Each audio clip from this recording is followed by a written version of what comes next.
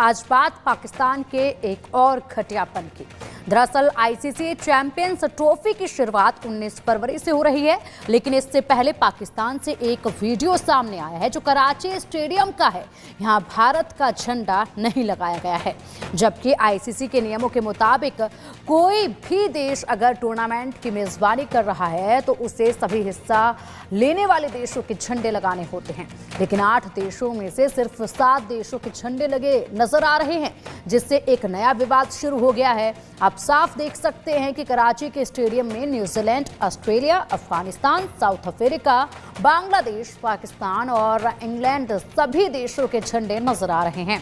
सिर्फ भारतीय तिरंगा नहीं लगा हुआ है। लोग सवाल पूछ रहे हैं, पीसीबी ने ऐसा क्यों किया आखिरकार? आपको बता दें कि भारतीय टीम ने चैंपियंस ट्रॉफी के लिए पाकिस्तान जाने से मना कर दिया था। इसके बाद पीसीबी को टूर्नामेंट को हाइब्रिड मोड में बदलना पड़ा।